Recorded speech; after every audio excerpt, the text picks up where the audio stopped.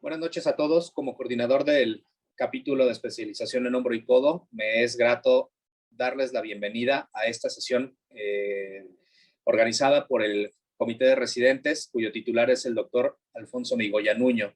Esta noche tocaremos el tema de temas selectos de la artroplastía reversa de hombro y la sesión será coordinada por la doctora Daniela López Magaña, a quien voy a ceder en este momento la palabra. De antemano les agradecemos su atención y que sea del mayor provecho esta sesión.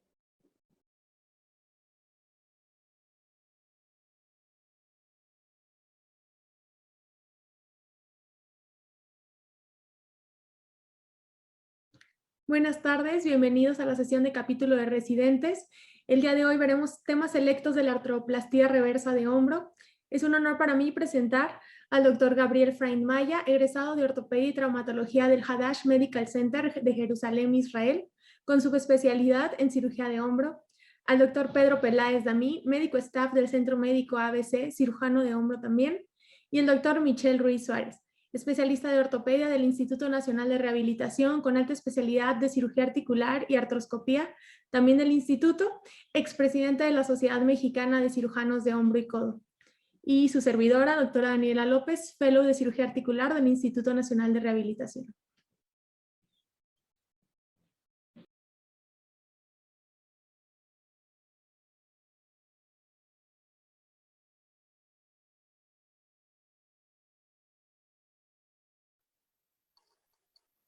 Hola, buenas noches, gracias por la invitación.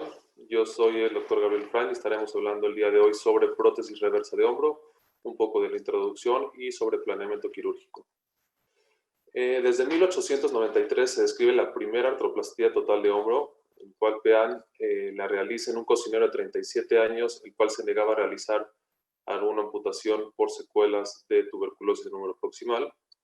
Y desde entonces han hecho varios modelos, los cuales no tuvieron muy buenos resultados, hasta llegar a las prótesis que conocemos hoy en día. La articulación del hombro tiene una particularidad en la cual hay una diferencia importante de tamaño entre los dos componentes óseos, entre la cabeza del húmero y la glenoides. Esta diferencia en tamaños nos permite un mayor rango de movilidad y obviamente la estabilidad va a depender de factores externos, o sea, los tejidos blandos. La mayoría de las patologías del hombro van a tener algún tipo de alteración a este nivel. Teniendo como factor principal el mango rotador, es el principal estabilizador y el cual se encarga de tener concéntrica la cabeza del húmero y evitando que migre hacia superior por la fuerza del deltoides. Cuando hablamos de una osteoartrosis propia de la articulación del hombro con el mango rotador intacto, el gold estándar sigue siendo una prótesis anatómica.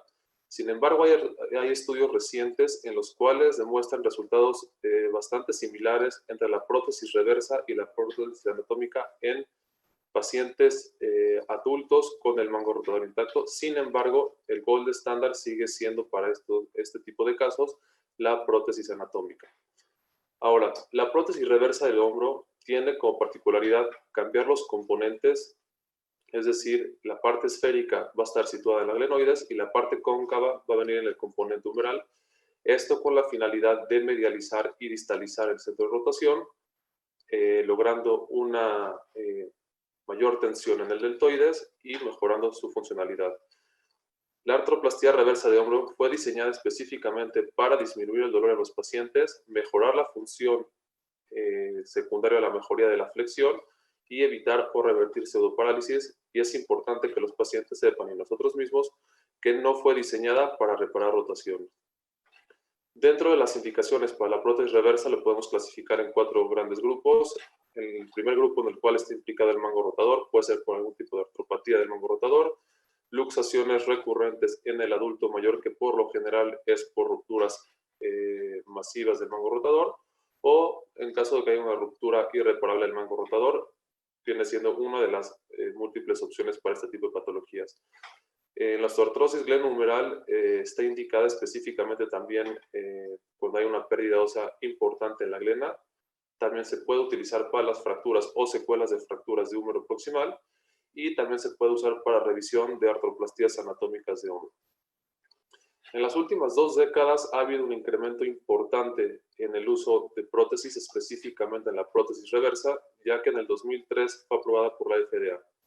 Y donde hay un incremento de su uso, hay interés en las casas comerciales en inversión y en desarrollar mejores prótesis.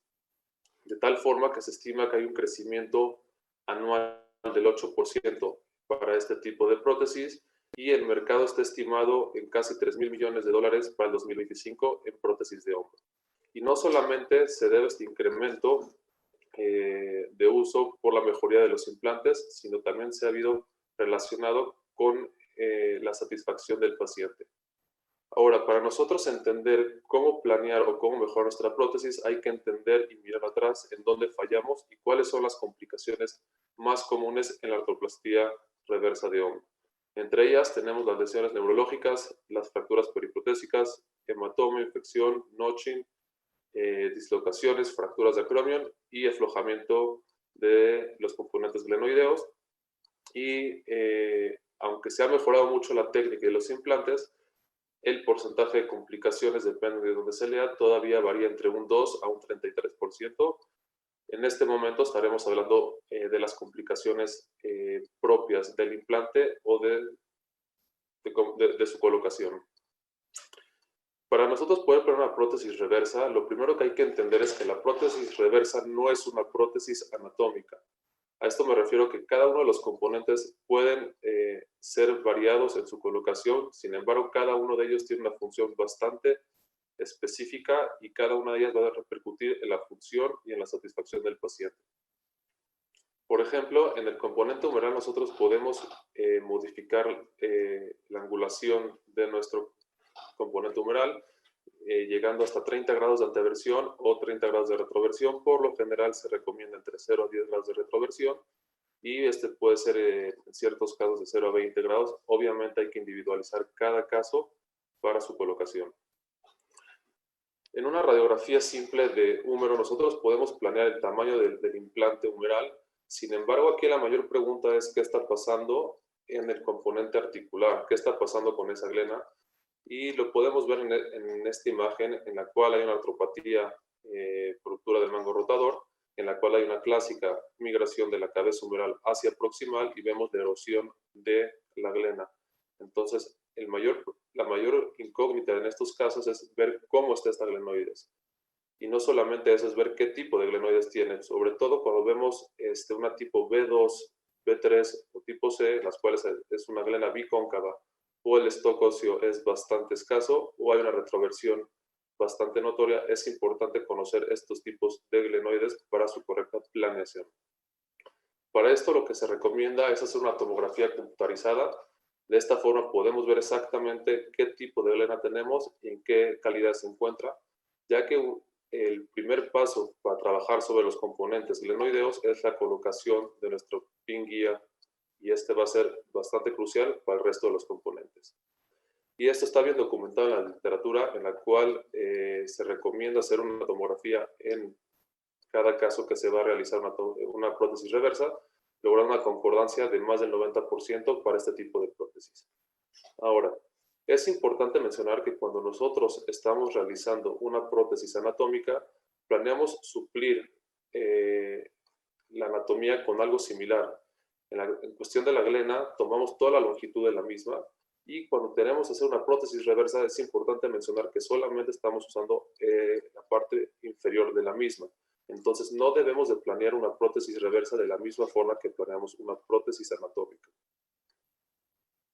Y esto lo describió Vallot en un artículo de hace un par de años, en el cual propone un ángulo específico para aclaración de la prótesis reversa, y lo podemos ver en esta imagen. Si nosotros planeamos una colocación de un implante glenoideo para una prótesis reversa de la misma forma que lo hacemos para una prótesis anatómica, tenemos que tener una tendencia de inclinación hacia superior de la metaglena, y esto nos llevaría a complicaciones predestinadas. Entonces, para nosotros poder medir o planear una prótesis reversa, es importante tomar solamente la porción inferior de la glena, y no toda la longitud como lo hacemos en una prótesis anatómica. y podemos ver en esta imagen también la diferencia de grados que hay entre una y otra. Se estima que es alrededor de los 20 grados.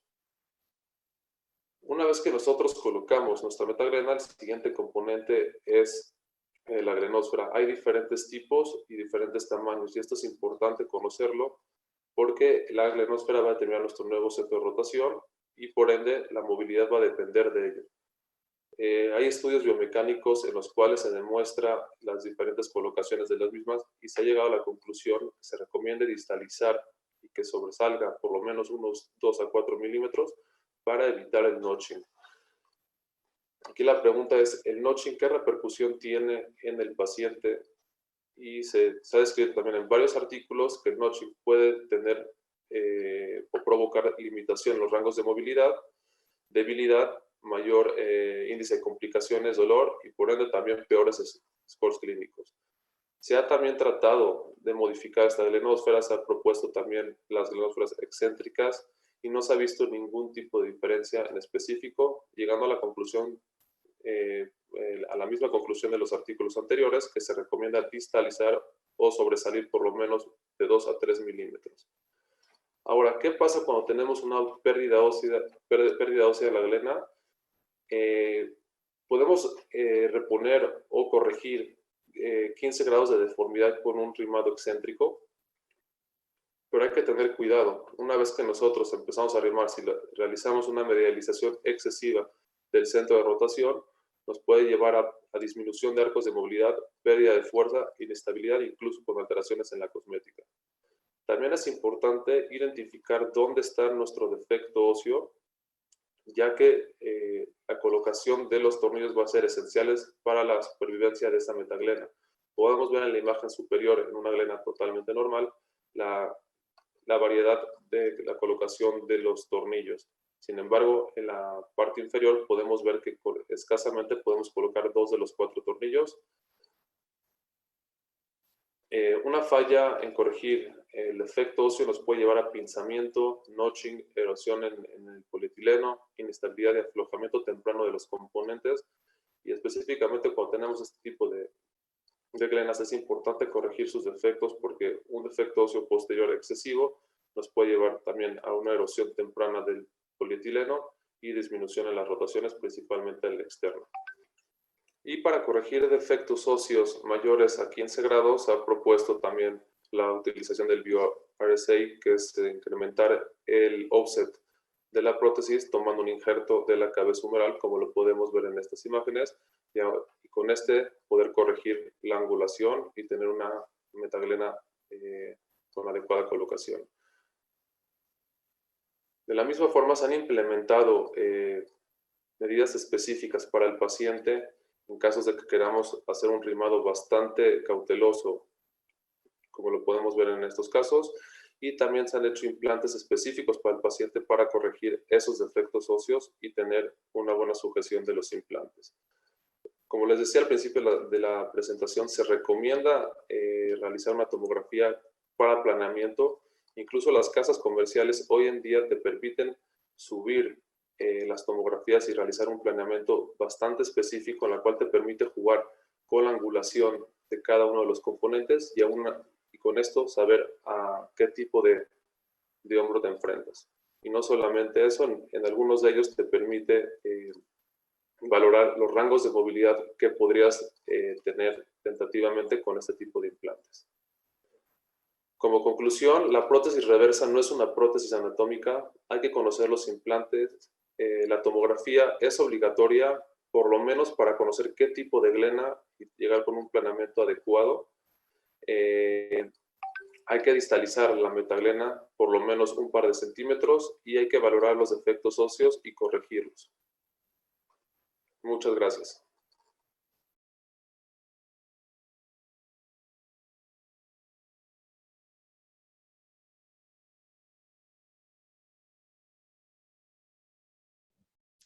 Buenas tardes, soy la doctora Daniela López Magaña y el día de hoy veremos el uso de prótesis reversa de hombro en la artropatía por lesión masiva del manguito rotador. Como antecedentes, tenemos en el siglo XIX a Adams y Smith, que describieron la artritis reumatoide localizada particularmente en el hombro en pacientes que empezaron a tener cambios patognomónicos de una artropatía degenerativa del manguito rotador. Posteriormente, en 1981, Halverson describió lo que es el hombro de Milwaukee, una artropatía inducida por cristales de pirofosfato de calcio que conllevaban también a una artropatía degenerativa del manguito rotador. Y en 1983, Neer describió la artropatía por desgarro masivo del manguito de los rotadores, como la etapa final de la historia natural de la lesión masiva. En una lesión masiva del manguito de los rotadores, sabemos que hay una migración superior y anterior de la cabeza humeral hacia el espacio subacromial. Se acompaña de cambios degenerativos a nivel de la glena, el húmero y erosión del acromion.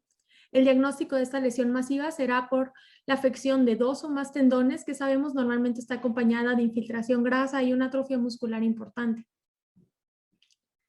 Para llegar a una artropatía degenerativa, sabemos que no solo son los factores mecánicos los que tienen una implicación en la migración e inestabilidad de la cabeza humeral, sino que también hay una disrupción en la perfusión de nutrientes al cartílago articular. La pérdida de movilidad de la articulación conlleva a una osteoporosis por desuso y cambios bioquímicos en el agua y los glicosaminoglucanos que contiene el cartílago.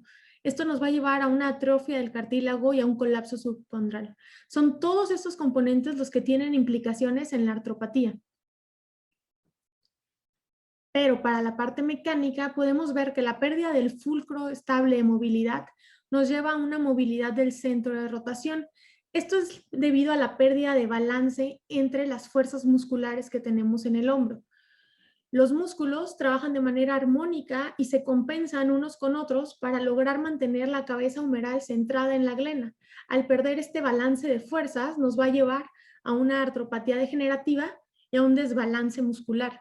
Este desbalance muscular lo podemos ver cuando hay una ruptura del supraespinoso. Sabemos que el vector de fuerza del deltoides va hacia cefálico, entonces al tener una retracción, como describe Paté, del tendón supraespinoso, va a haber una cefalización de la cabeza humeral que nos va a conllevar a una artrosis en dicha articulación. Igualmente en el plano axial, sabemos que tiene que haber una congruencia entre la glena y la cabeza humeral. Para esto hay un balance entre las fuerzas anteriores y posteriores del hombro que nos permiten las rotaciones. Al perder el balance entre el subescapular, el infraespinoso o redondo menor, cuando llega a haber alguna ruptura en estos músculos, va a haber una pérdida del centro de rotación estable que tenemos. Normalmente los pacientes que se nos presentan con esta patología serán mujeres en edad avanzada, con sintomatología crónica. Normalmente del lado dominante, 60% pueden llegar a presentarse de manera bilateral y como nos reporta Paté, 60 a 75% de los pacientes que tienen lesión masiva del manguito de los rotadores van a terminar con una osteoartritis secundaria a la misma ruptura. ¿Qué cambios tenemos que esperar en estos pacientes? Radiológicamente va a haber una cetabularización del arco coracoacromial y también va a haber una femoralización de la cabeza humeral con una erosión del trocánter mayor y erosión a nivel acromial. Se va a ir perdiendo el espacio del intervalo acromio-humeral. Posterior a esto se realizó una clasificación por Hamada donde justo vamos a valorar el intervalo acromio-humeral. Hay 5 grados, en el grado 1 todavía se preserva con más de 6 milímetros, en el grado 2 son 5 milímetros o menos, en el grado 3 se agrega ya la cetabularización que ya mencionamos, en el grado 4 se va a agregar la artritis glenohumeral y en el grado 5 ya va a haber un colapso de la cabeza humeral, secundario a la artropatía ya del manguito rotador. Posteriormente también se hizo la clasificación de Ludwig-Seebauer, donde en esta clasificación se toman 2 puntos importantes, el centraje de la cabeza y la estabilidad de la articulación. En los tipos 1 podemos encontrar que todavía va a estar centrada la articulación con un centro de rotación que se mantiene, a pesar de que ya haya cambios radiográficos específicos de esta patología. En el tipo 1B habrá ya una medialización de la cabeza, mientras que en los tipos 2 ya vamos a haber perdido la centralización del centro de rotación y la estabilidad estará más afectada. En el 2A con una estabilidad limítrofe y un grado 2B ya con una inestabilidad franca, con datos de una fuga o de un escape antero superior. Es importante que esta clasificación, aunque nos ayuda mucho para este tipo de pacientes, es solo una clasificación cualitativa. Como dicen en su artículo el doctor Encalada y el doctor Mitch Suárez aquí en México, es una clasificación que puede tener mucha variabilidad de concordancia intra e interobservador. Pero veremos un poquito más detallada esta clasificación donde el tipo 1A mantiene una articulación estable, como ven en la foto, hay una mínima migración, la contención es intacta y hay presencia de acetabularización del arco coracoacromial con una femoralización de la cabeza. En el 1B veremos esta erosión medial, se empieza a comprometer la estabilidad, pero se mantiene contenida. En el 2A habrá una traslación superior de la cabeza humeral, migra el centro de rotación, como ya habíamos visto, y hay una pérdida de la contención anterior. Pero el arco nos sigue manteniendo. En el tipo 2B ya va a haber inestabilidad, por lo tanto va a presentar el paciente clínicamente un dato de escape o fuga anterosuperior debido a la falta de contención anterior y superior del mango.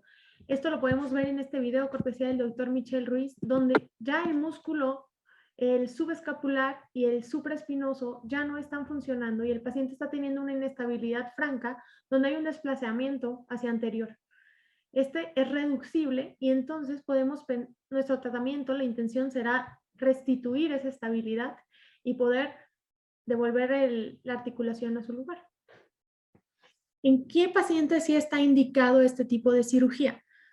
Para poner una prótesis reversa de hombro tenemos que valorar que el paciente tenga una ruptura masiva del manguito rotador, una artropatía degenerativa ya del manguito rotador, que sea un mango irreparable, que tenga un alto grado de infiltración grasa, normalmente en los últimos grados de Coutelier, una edad apropiada y una edad normalmente en pacientes mayores de 60 años, pero no solo eso, que su estilo de vida sea congruente con su edad.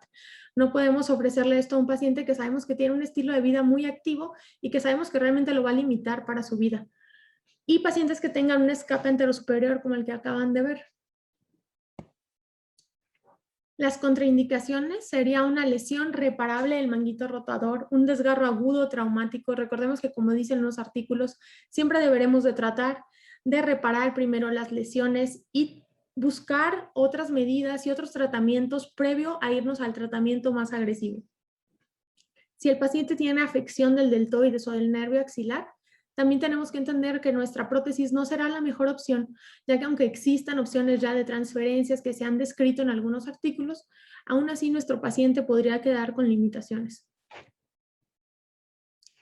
El doctor Frankel en este artículo nos menciona un algoritmo para decidir en qué paciente sí le podemos poner una prótesis reversa. En el caso de que tengamos un paciente que tiene una lesión masiva del manguito, hay que pensar si este paciente también tiene acompañado una artritis glenohumeral. Si tiene artritis glenohumeral, entonces el paciente ya automáticamente es candidato a una prótesis reversa. Pero si todavía no, tenemos que valorar la función con un Simple Shoulder Test. Si está igual o mayor a 7, todavía podemos pensar en una reparación. Puede estar acompañada de una tenotomía del bíceps, de una tenodesis o una reconstrucción capsular superior. Si ya tenemos un Simple Shoulder Test menor a 7, hay que valorar si nuestro paciente a la exploración física tiene escape anterosuperior.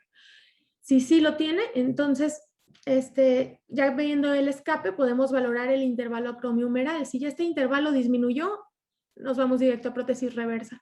Si no, podremos valorar de acuerdo a las demandas de nuestro paciente. Si le ofrecemos una reversa, si le ofrecemos una reconstrucción de la cápsula superior o una reparación del mango. ¿Qué tipo de prótesis reversas tenemos? En las prótesis reversas normalmente hay dos variantes. Grammont, que es la original de ángulo cervicodiafisario de 155 grados, no anatómico, que no tiene una lateralización del centro de rotación, son las que pueden ver en la foto. La primera prótesis de Grammont descrita y las que utilizamos actualmente. Y las no Grammont, que tienen un ángulo cervicodiafisario de 135 grados, es anatómico y tiene una mayor lateralización del centro de rotación, que de acuerdo a algunos artículos nos puede ayudar un poco con el notching. En este artículo del doctor Sánchez Sotelo y Adwal en el 2020, podemos valorar la rehabilitación de nuestros pacientes posterior a su prótesis reversa. una inmovilización de 2 a 4 semanas con posterior terapia física. Sin embargo, de acuerdo al dilema de si reparamos o no subescapular, en caso de que lo reparemos, estamos forzados a protegerlo. Y si lo protegemos, tendrán que ser 6 semanas de inmovilización. Si hacemos una transferencia de dorsal ancho porque tengamos mucha infiltración grasa de nuestro redondo menor, entonces la inmovilización será en rotación externa por 6 semanas. Y si hacemos una transferencia de pectoral pediculado, la inmovilización será en ABD de 6 a 8 semanas. ¿Qué complicaciones podemos esperar en nuestros pacientes? Infecciones, hematomas, fracturas periprotésicas, lo más frecuente de acromion debido a la erosión del mismo. Tenemos que cuidar mucho la técnica quirúrgica para tratar de disminuir el riesgo de estas fracturas. Recordar siempre la anatomía, las variantes, especialmente en el abordaje del tope pectoral, para evitar lesiones a la vena cefálica y lesiones al nervio axilar. Uno de los principales riesgos sería la inestabilidad protésica y tendremos que cuidar el impingement, ya que si empieza a haber un pinzamiento con la movilidad de nuestra prótesis, puede haber un notching. Y este notching nos va a llevar a un prematuro desgaste del componente glenoideo y de nuestro inserto. Para esto podremos trabajar un poco incluso con la glenosfera, como pueden ver en la imagen inferior derecha. Podemos lateralizar la glenosfera, usar injerto, diferentes técnicas para tratar de disminuir estas complicaciones en nuestros pacientes. Muchas gracias.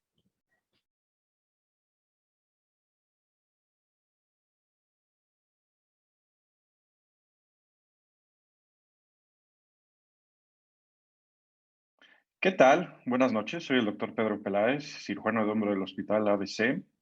Y hoy les voy a hablar de la importancia del papel del manguito rotador en las fracturas de húmero proximal. Es importante saber que hay que conocer la relación entre las fracturas de húmero proximal y las rupturas de manguito rotador que éstas pueden producir o inclusive que ya se encuentran presentes. En este estudio de cohorte, en donde se examinaron 76 pacientes y se realizó un estudio de resonancia magnética al momento de la lesión y 12 meses después de esta, se observaron que hubieron 29% de rupturas del manguito rotador al momento de la lesión y 10 más, llegando a un 42% 12 meses después, de las cuales 30% al final de este periodo de tiempo fueron rupturas masivas. Y no solo eso, sino que hubo una correlación entre estas fracturas que tenían rupturas del manguito con una mayor pérdida funcional después del año, así como una malunión en varo. En este otro estudio vemos que independientemente inclusive de la edad del paciente, en las fracturas de húmero proximal hubo un 13% mayor en la prevalencia de las rupturas del manguito rotador, inclusive teniendo constant score peores, cerca de 44% en aquellos que sí tuvieron ruptura del manguito rotador y solo cerca de un 11% aquellos que no tuvieron una ruptura del manguito rotador. Es importante entonces conocer la demografía per se de las rupturas del manguito rotador, y en este estudio muy interesante de la doctora Galatz, ella nos cuenta cómo se correlacionan con la edad. Vemos cómo a partir de los 60 años la línea se convierte completamente ascendente, en especial aquellas del tendón del supraespinoso. Vemos inclusive que en aquellos pacientes en donde se estudió el hombro contralateral, aquel que no tenía la lesión, más de la mitad ya comenzaban con rupturas, aunque fueran asintomáticas. Y vemos esta tabla en donde dice cómo empiezan las rupturas a partir prácticamente del final de la quinta década de la vida y volviéndose bilaterales cercana a la séptima década. Y no solo eso, ella vio que ya existía una incapacidad de su reparación por arriba de los 63, 65 años de edad. Y eso hay que tenerlo mucho en mente, porque entonces vamos a tener dos grupos de edades. Aquellos adultos mayores, no como Chabelo, sino este grupo, adultos mayores jóvenes y adultos mayores no tan jóvenes, como la fotografía del lado derecho. En los menores de 60 años vamos a clasificarlos como que no tenemos per se rupturas de manguito rotador, y entonces el manejo de las tuberosidades, al encontrarse íntegros nuestros tendones, pues van a ser lo más importante. Y hay que tener una correcta reducción y una fijación mixta. No me voy a centrar en la correcta reducción, no es el tema de hoy, pero hay que tenerlo mucho en cuenta. Y siempre una fijación mixta de la placa, tanto a las tuberosidades como con supersuturas, como son en todos mis casos quirúrgicos, que tengo una fijación tanto vertical como horizontal de los tendones a la placa, lo cual le da una mayor fuerza y un mejor soporte. Ojo, recordemos, pacientes menores de 60 años, la tuberosidad es lo importante. Y teniendo resultados clínicos, la mayoría de las veces, muy aceptables, como es este caso. ¿Y qué pasa cuando no hacemos esto? Pues este paciente de 36 años, que le fijaron muy bien la cabeza humeral, pero se les olvidó un pequeño detalle, la tuberosidad. Y llegó tiempo después a mi consulta y vean, la cabeza humeral por los cielos. Entonces tuve que quitarle la placa, vean los resultados clínicos con los que llegó, tuve que ir por la tuberosidad mayor, ponerla en su lugar y conseguí aumentar el espacio subacromial. Ya vimos qué hacer con los pacientes menores de 60 años, pero ¿qué pasa con los adultos mayores? Esa es la pregunta. Y está este estudio famoso que es el PROFER, que si bien es un estudio que se hizo a partir de los 16 años de edad, su edad promedio fue por arriba de los 60 años. Y este estudio nos dice que en aquellas fracturas que envuelven el cuello quirúrgico, no hay diferencia significativa entre operarlos y no operarlos. Esto en un seguimiento de 2 años. Si bien no vamos a discutir en lo particular, no creo que este estudio tiene muchas deficiencias, se perdieron muchos pacientes, la mayoría de las clasificaciones eran NIR menor a 3, eran NIR 2. Es un estudio muy importante. Y ese estudio básicamente lo que dice es que el tratamiento conservador tiene los mismos resultados clínicos que la RAFI y que la hemiartroplastía. Y esto lo podemos entender si nos regresamos un poco con los adultos mayores de 60 años, donde probablemente ya tengan preexistentes rupturas del manguito rotador. Y no solo eso, que ya llegan a ser irreparables. En el mismo estudio que vimos previamente, la doctora Galatz decía que inclusive un 94% había falla en la reparación. Voló, decía un 29%, Jost 30%, Sumstein 53% de fallas en la reparación de estos manguitos. Y si esto lo extraponemos a que además se fracturan, pues por eso falla tanto la hemiartroplastía e inclusive la reducción abierta y la fijación interna. Y es por eso que ellos recomiendan que arriba de los 70 años probablemente el mejor tratamiento es una prótesis reversa. Y lo vemos en estos estudios que cada vez se hacen más, donde se comparan la prótesis reversa con la hemiartroplastía y la RAFI, y se dan cuenta que los resultados son con tendencia a ser muy malos de estos últimos dos procedimientos en comparación a la prótesis reversa. Vemos este gran metaanálisis en donde se sugiere que hay una gran ventaja de la prótesis reversa en comparación a la RAFI y a la hemiartroplastía. ¿Y cómo les va per se a la prótesis reversa en estos pacientes mayores de 70 años? Pues la verdad es que les va bastante bien. Tenemos mucha literatura que podemos revisar y en general los resultados clínicos y de dolor son bastante buenos. Y hay muchos estudios que se ve superioridad de lo que hemos repetido ya contra la hemioplastia, contra la reducción abierta y fijación interna, en donde nos ha llevado a la tendencia que tenemos actualmente de tratarlos de esta manera. ¿Y cuándo hacerlo? Inclusive se ha visto que si se hace en un inicio, la prótesis reversa, en lugar de atrasarnos e intentar salvar la cabeza, intentar hacer una reducción anatómica, pues les va mejor si ponemos la reversa desde un inicio. Y bueno, ¿qué pasa si lo comparamos nuevamente con el tratamiento conservador? Si nos regresamos al PROFER, que si bien no comparó a la prótesis reversa, ¿qué sucede? ¿Qué literatura tenemos hoy en día? Y esto es cuando mi charla ha cambiado, porque conforme pasan los años hemos tenido cada vez más literatura. Y la verdad es que no hay evidencia suficiente de estudios lateralizados controlados que determine que existe una superioridad de la prótesis reversa en contra del tratamiento conservador, a pesar de lo que sabemos. Y vemos estudios como este que compara el tratamiento conservador en fracturas NIR 3 y 4 en pacientes adultos mayores, en donde vemos que encontró mínimos beneficios de la prótesis reversa. Este otro estudio del 2017, de igual manera, en donde ve mínimos beneficios de la prótesis reversa.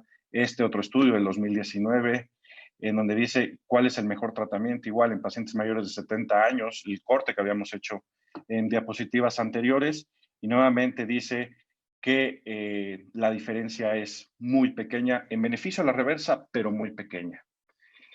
Pero entonces, ¿por qué está pasando esto? Este estudio nos dice cómo Si bien la incidencia de fracturas de húmero proximal se ha mantenido estable en los últimos 14, 15 años en los Estados Unidos, ha habido una disminución de la mitad de los procedimientos de artroplastía y un aumento a la par del uso de artroplastías reversas. ¿Por qué están aumentando en este grupo de edad de los pacientes?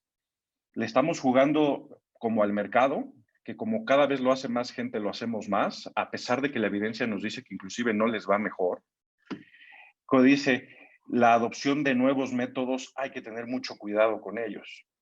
Y entonces la nueva pregunta es, ¿entonces nunca operar? A pesar de que sabemos que si bien el manguito rotador de estos pacientes está roto y se beneficiaría de una prótesis reversa para tener unos mejores resultados clínicos y la literatura nos está diciendo que entonces no operar, entonces no lo hacemos. Y esto no es del todo cierto. Como todo en la vida hay que dudar, hay que esperar mayores resultados, mayores estudios. Este Reshape Trial, que es un estudio muy interesante, multicéntrico, aleatorizado, hay que esperar los resultados de él. Y como dice el doctor Joaquín Sánchez Sotelo, la ausencia de literatura que apoya el manejo quirúrgico en las fracturas de húmero proximal se debe a muchas razones. Una es al hecho que hay diferentes estudios que las han clasificado de manera distinta y eso hace que las comparaciones sean un poco complicadas. Las reducciones abiertas y fijaciones internas en los jóvenes han sufrido una evolución en los sistemas de fijación que cada vez nos hace mejores fijaciones. La evolución en el entendimiento de las técnicas de reducción y fijación de tuberosidades ha avanzado y la colocación de prótesis reversas y su curva de aprendizaje es algo muy importante.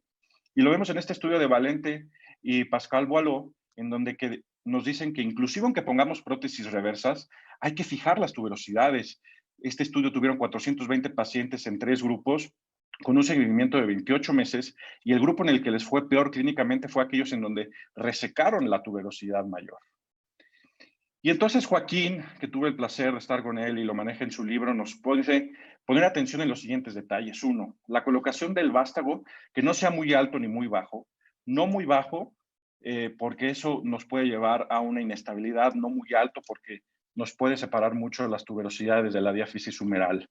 Una retroversión ideal del componente entre 20 y 25, fijación de las tuberosidades tanto de manera vertical como horizontal con supersuturas, uso de injerto óseo, inmovilización en ligera rotación externa para acercar la tuberosidad mayor y evitar la movilización activa de manera temprana para darle tiempo a que haya una unión ósea. Vemos este caso, una paciente de 75 años con la cabeza completamente mirando de manera lateral. Por la edad sabemos que el manguito está lesionado, probablemente roto, irreparable. Colocamos una prótesis reversa, fijamos las tuberosidades, como dice el estudio de Boileau, y usualmente tenemos ante buenas técnicas resultados favorables. La paciente puede comer, puede lavarse el pelo. Y como conclusión, uno, actualmente la decisión de operar o no las fracturas de húmero proximal en la población de edad adulta mayor realmente es extremadamente difícil. La inclinación de la balanza va a ser con base a las características propias del paciente, qué edad tiene, hemos visto a qué grupo pertenece, qué comorbilidades tiene, el estatus mental, la calidad ósea, la demanda física, qué tanto va a utilizar el paciente sus brazos. La prótesis reversa, sin dudar alguna, en los pacientes mayores de 70 años de edad, es una adecuada técnica quirúrgica que puede significar una excelente opción de manejo en estos pacientes. Ya vimos la causa, por qué. Y por último, esta frase que dice el doctor Sánchez Sotelo en su libro, la ausencia de evidencia científica que soporte un mejor resultado clínico con el manejo quirúrgico de las fracturas desplazadas es una de las razones por las que aún me es difícil la toma de decisión entre cuándo operar y qué tipo de cirugía recomendar. La verdad es que hoy en día nadie tiene un gold estándar sobre esto. Hay que individualizar al paciente, hay que pensar que en aquellos mayores de 70 años podemos tener rupturas irreparables, por lo cual el manejo de las tuberosidades, si bien va a ser importante, no va a ser el pilar, por lo cual una prótesis reversa puede significar su mejor opción, siempre y cuando tengamos buenas técnicas y un buen entrenamiento. Les agradezco muchísimo. Cualquier duda, ahí está mi email y mis datos.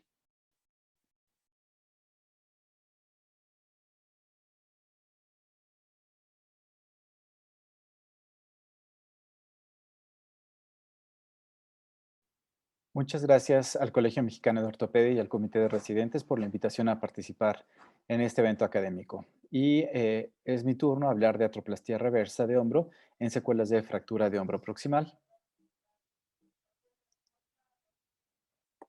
Tengo algunos conflictos de interés, pero realmente no van a afectar para la presentación de esta plática.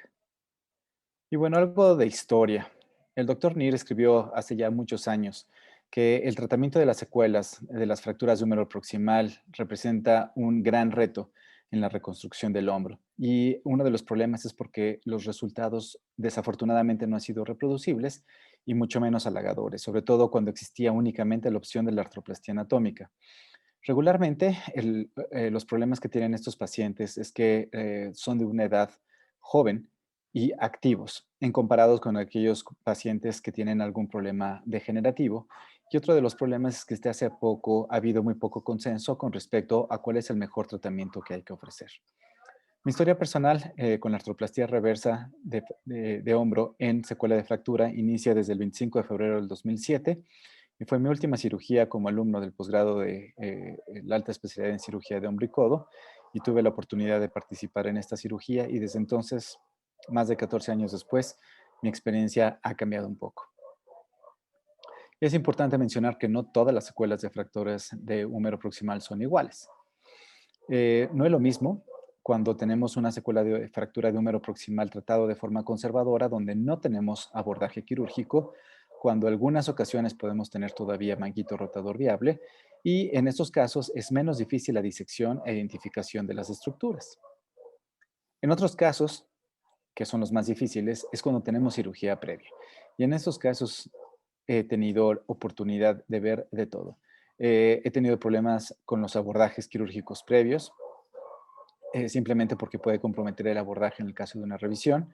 Hay que considerar que por lo general no hay tendones del manguito rotador viables y mucho menos es fácil salvar las tuberosidades junto con el manguito rotador. La disección se vuelve muy compleja y esto hace que haya un mayor sangrado y que sea muy difícil la identificación de las estructuras y en algunas ocasiones puede haber compromiso de la diáfisis por la presencia de un implante previo. Existe alguna clasificación por el doctor Boileau ya de hace algunos años que básicamente dividía las secuelas de las fracturas tanto en intracapsulares como extracapsulares. Sin embargo, como ustedes pueden ver en esta clasificación, prácticamente todas las secuelas de fractura de las que habla el doctor Boileau en su clasificación no implican el tratamiento quirúrgico previo como lo vemos muy frecuentemente en nuestra práctica clínica diaria y como vemos, pues el hecho de tener una cirugía previa cambia completamente el panorama. Sin embargo, el uso de la artroplastía reversa representa ventajas, pero también tiene desventajas importantes, independientemente si es una secuela de un tratamiento conservador o un tratamiento quirúrgico. Eh, Se tiene que hacer una osteotomía de las tuberosidades y eso puede llegar a ser una desventaja, sobre todo cuando no se tiene la experiencia suficiente. No es necesario, por otro lado, hacer una reparación completa de las tuberosidades y esto puede llegar a ser una potencial ventaja. Tampoco requiere un manguito funcional y esto también es una potencial ventaja. Sin embargo, sabemos que cuando tenemos manguito viable y tuberosidades reconstruibles, el resultado es mejor. Se requiere una disección de la glenoides de 360 grados y esta es una potencial desventaja, sobre todo cuando se tiene poca experiencia en este tipo de cirugías. Evita hasta cierto punto el balance de tejidos blandos porque es una prótesis semi-restringida, pero también requiere la adecuada tensión de deltoides y del tendón conjunto, y esto, si no se tiene la experiencia, también puede ser una desventaja. La estabilidad depende estrictamente del posicionamiento de los componentes, y esto definitivamente es una desventaja porque esto nos puede llevar a una inestabilidad protésica en el corto, mediano o largo plazo. Una gran ventaja es que va a lograr flexión y abducción funcional en la mayor parte de los casos, pero una de las desventajas con la artroplastía reversa es que puede llegar a tener limitación de las rotaciones. ¿Cuál es el mejor estudio para este tipo de pacientes? Bueno, la radiografía es difícil distinguir los fragmentos y difícil tener un estudio que sea adecuado. La resonancia magnética es difícil cuando tenemos la presencia de implantes metálicos previos, por lo que la tomografía axial computada permite identificar muy bien la anatomía e inclusive la infiltración grasa del manguito de los rotadores. Y también quisiera agregar que en el caso de secuelas Cuando tenemos además una luxación y no nada más la secuela de fractura, es indispensable tener una angiotomografía que nos permite evaluar la cercanía de nuestras estructuras óseas comprometidas que necesitamos disecar con respecto a la presencia de la arteria axilar para saber y anticiparnos a potenciales peligros durante la cirugía. ¿Qué reporta la literatura? Que se tiene en general muy buenos resultados con la realización de una artroplastia reversa en secuelas de fractura. Sin embargo, la recuperación es difícil que se logre tener al 100%. Se va a poder tener una muy buena recuperación del arco funcional. Sin embargo, también la presencia de complicaciones es relativamente alta. Se ha reportado que la luxación se puede dar hasta el 16.7%. La infección, simplemente por el hecho de ser una segunda cirugía, en la mayor parte de las veces 6.7%. Fractura transoperatoria el 3% y lesión neurológica del 2.6%. A excepción de la infección, les tengo que compartir que las otras 3 me han sucedido y en más de una ocasión. Estos son algunos ejemplos de lo que veo en mi práctica diaria. Esta es una paciente que tenía ya la secuela de un tratamiento por una osteosíntesis del húmero proximal. Se le hizo una tomografía en cotecnesio y que demostraba que ya no había viabilidad vascular, porque esta paciente ya tenía más de 5 años de haber sido operada y además tenía una electromiografía que reportaba la presencia de una neuropraxia de nervio axilar sin datos de reinervación y el abordaje quirúrgico era un abordaje lateral directo. Entonces, yo pensé que únicamente haciendo una artroplastia reversa, tratando de conservar la mayor parte de las tuberosidades, era más que suficiente.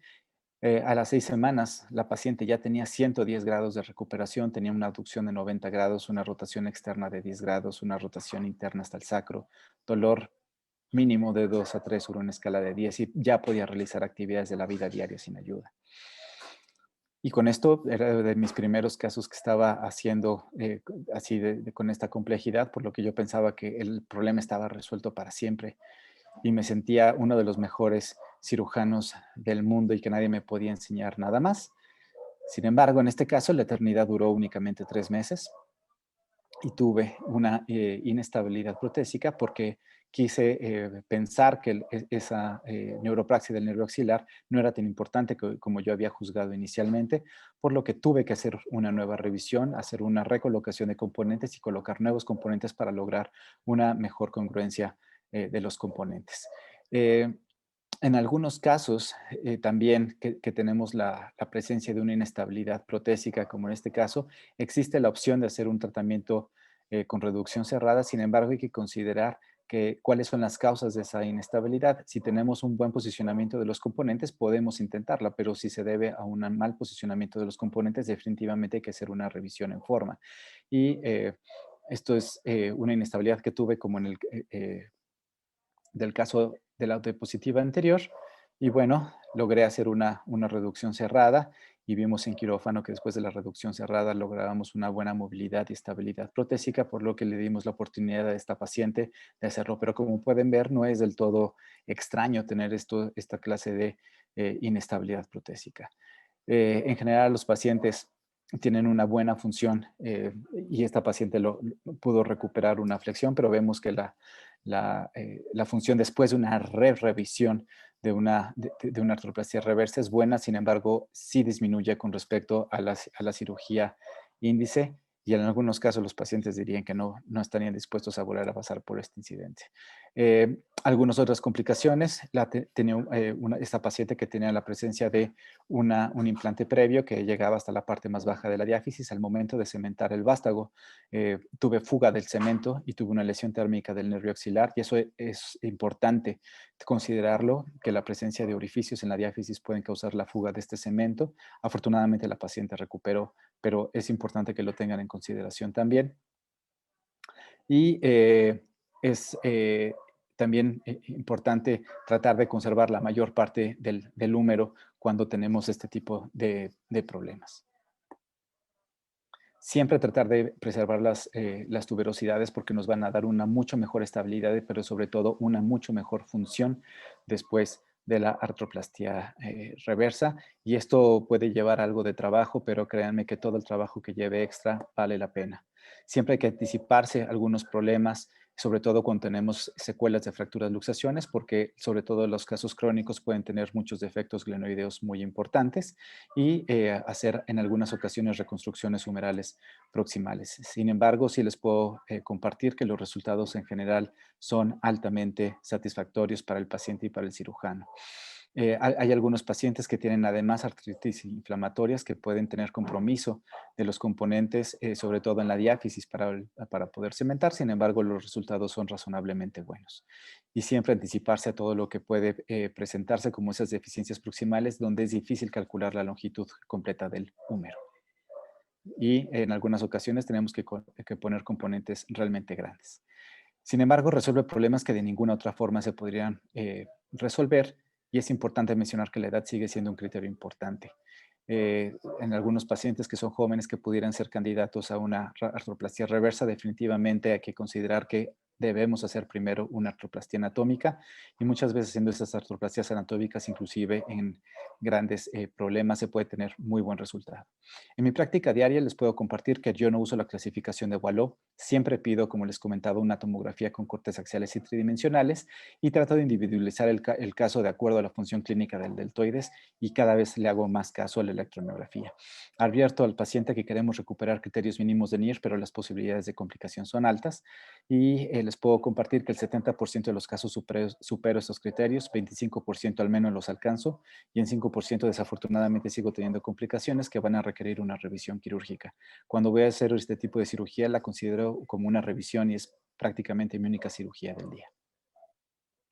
Puede resolver, como les comentaba, muchos problemas que otro diseño no. La ampliación de las indicaciones implica una nueva curva de aprendizaje, y este implante es importante tener una buena curva de aprendizaje, sobre todo en este tema, porque puede tener muchas complicaciones.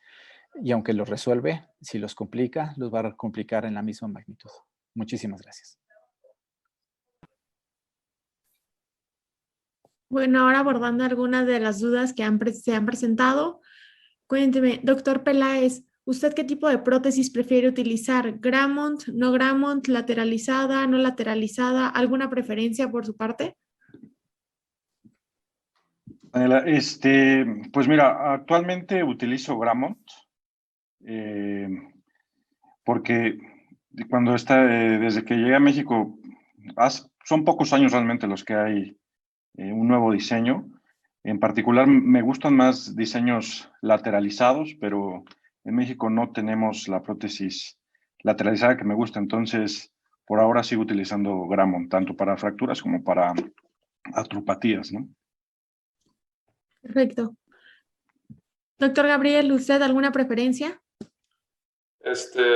Igual que el doctor Peláez, durante mi entrenamiento fuera del país sí tuve la oportunidad de usar prótesis no Gramont, que en ciertos casos sí me gustaría utilizar en pacientes, pero concuerdo con el doctor Peláez. Doctor Michel Ruiz.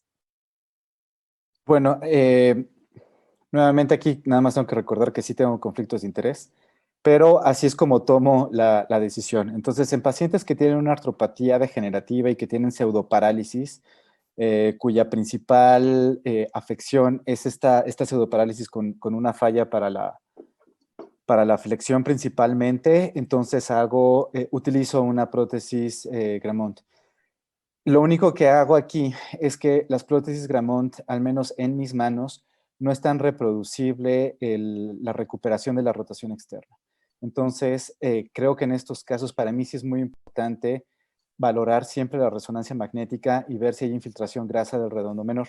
Si tengo una infiltración grasa del redondo menor, casi siempre, siempre hago una transferencia del dorsal ancho para poder recuperar la rotación externa. Cuando son casos de fractura o en secuela de fractura, prefiero utilizar diseños no Gramont, que tiene un ángulo cérvico-deficiario de 135 grados y lateralizo el centro de rotación. Utilizo glenósferas con offset. En algún momento estuve utilizando los +6. Creo que el paciente mexicano no se presta para una lateralización tan grande. Creo que sí les queda grande. Y actualmente estoy haciendo lateralizaciones de +3. Entonces es básicamente como tomo la decisión para pacientes degenerativos con fractura o con secuela de fractura. Perfecto. ¿En todos sus pacientes ustedes utilizan abordaje deltopectoral o tienen alguna preferencia cuando el paciente tiene una secuela de fractura?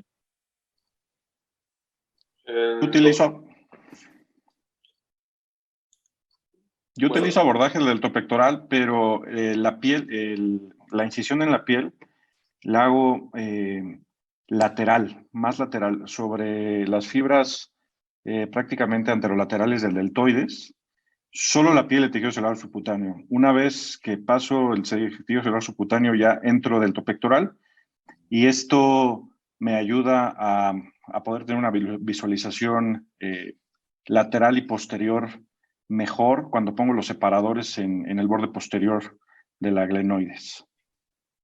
En mi caso, si es deltopectoral clásico, sí recomiendo en lo personal tener un abordaje que puedas extenderte en caso de que haya alguna complicación. Entonces, en fracturas específicamente sí recomiendo un abordaje deltopectoral. Yo tengo un poquito diferente mi práctica. Cuando son degenerativas o cuando tengo luxaciones inveteradas, siempre hago deltopectoral. Cuando son secuelas de fractura, donde nada más tengo compromiso del húmero proximal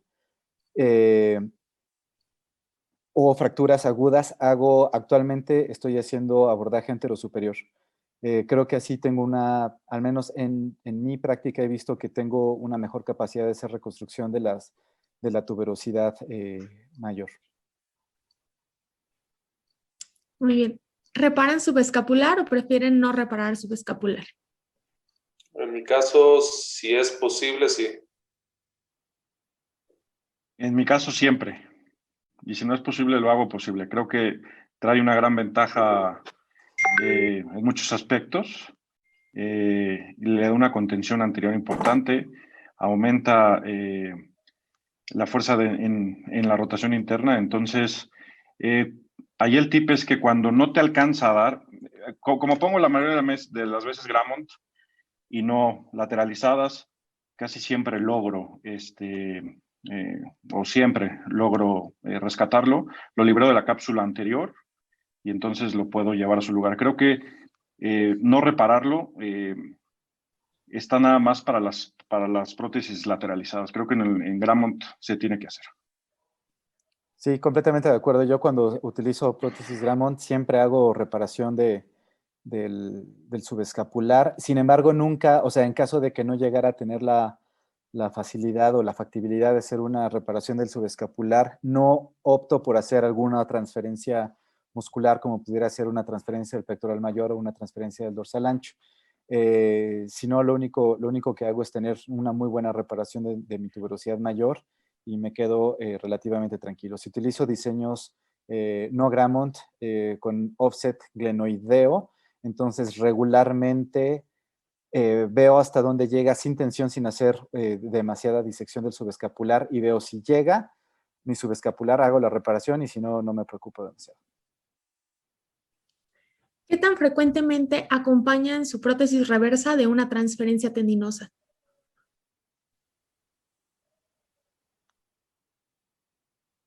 Yo igual que Michelle, cada vez que siempre hay que revisar el paciente clínicamente de manera preoperatoria y siempre que no tenga rotación externa, igual hago una transferencia del dorsal ancho y ahora voy a empezar a utilizar también en algunos casos del trapecio inferior.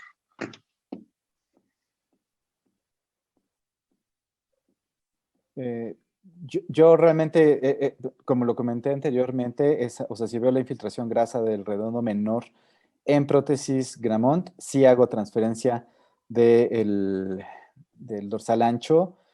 En prótesis no Grammont no he visto la necesidad, aunque tenga una infiltración grasa importante, no he visto la necesidad de hacer transferencias tendinosas. De hecho, ahorita estamos corriendo un estudio para ver la recuperación de la rotación externa con análisis biomecánico, porque creo que los goniómetros no son tan confiables, sobre todo para ver las rotaciones en hombro. Pero básicamente esa es mi indicación para hacer transferencias tendinosas, pero la verdad es que son muy, muy pocas.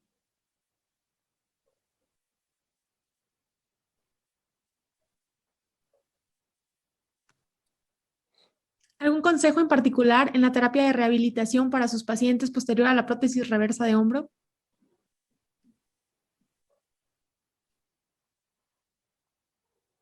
Pues yo creo que es importante, yo soy de la escuela que la inmovilización es importante. Yo los inmovilizo con cierta rotación externa, sobre todo en pacientes que fue secundaria fractura. Creo que menos de 4 semanas, inmovilizarlos menos de 4 semanas, pacientes que ya los empiezan a mover activamente a las 2 semanas, creo que es un exceso. Sobre todo en aquellos que se hizo reparación de subescapular. A mí me ha funcionado mucho y creo que es vital, y sobre todo si se agregó una transferencia tendinosa, la aquaterapia para recuperar arcos de movimientos pasivos. Y lo que sí se puede empezar es con ejercicios isométricos y movilización pasiva desde las 2 semanas. Pero si se agrega aparte la transferencia, sí pasarlo de 4 a al menos 6 semanas, ¿no? Evitar la movilización activa. Inmovilizador, en mi caso, inmovilizador de hombro normal, en la mayoría de los casos 4 semanas y posteriormente iniciar fisioterapia. Ejercicios pendulares los podemos empezar en 2 semanas y irlo progresando poco a poco. En mi caso, independientemente de lo que yo le indique, creo que lo más importante y lo que he tenido un poco más de éxito es tener mucha comunicación con la persona que lo va a rehabilitar al paciente. Creo que esta es una cirugía lo suficientemente compleja como para que no exista una comunicación constante con todo el equipo de tratamiento. Entonces, todos tenemos que estar en sintonía, el paciente, la familia del paciente, la persona que vaya a rehabilitar y el cirujano, en cuál va a ser el tiempo que vamos a estar inmovilizados, si va a estar inmovilizado, por qué va a estar inmovilizado, si va a iniciar movilización pasiva o activa asistida, por qué hacerlo en ese orden.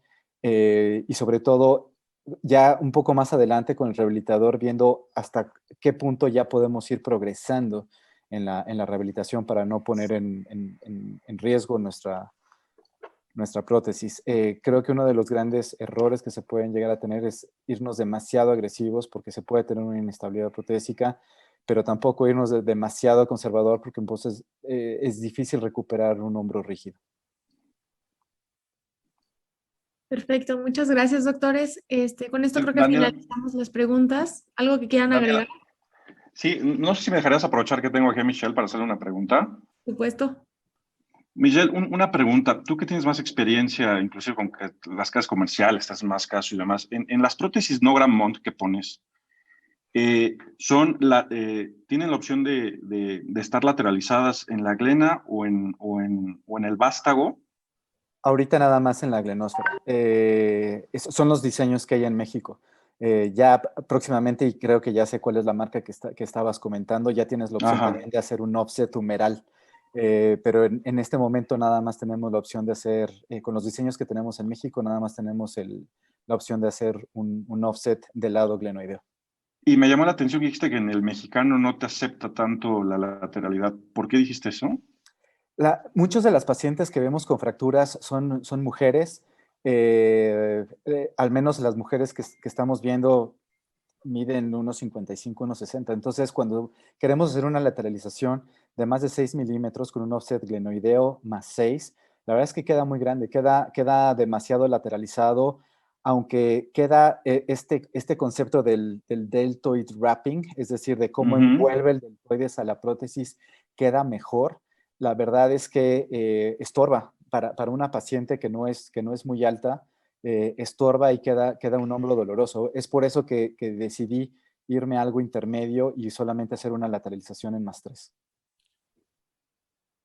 Teóricamente sí sería mejor, porque sí, nuevamente recuperamos este deltoid wrapping, pero ya en la práctica, en la clínica diaria, no he visto una gran ventaja y al contrario, sí he visto que los pacientes no tienen tan buena recuperación. Te lo pregunto porque yo he tratado con las prótesis Grand Mont, inclusive tratar de lateralizarlas. En México tampoco todavía está el BioRCA que decía Gabriel, y aunque tú lo intentes hacer de manera artesanal, el PEG no, la empresa no tiene el PEG largo.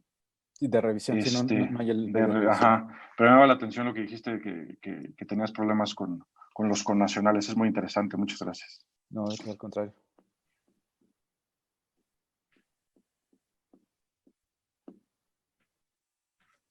Muchísimas gracias, doctores. Estas son todas las preguntas hasta el momento y gracias por conectarse el día de hoy y por estar todos tan al pendiente de la plática del día de hoy. Muchas gracias. Gracias a ti por la invitación. Gracias.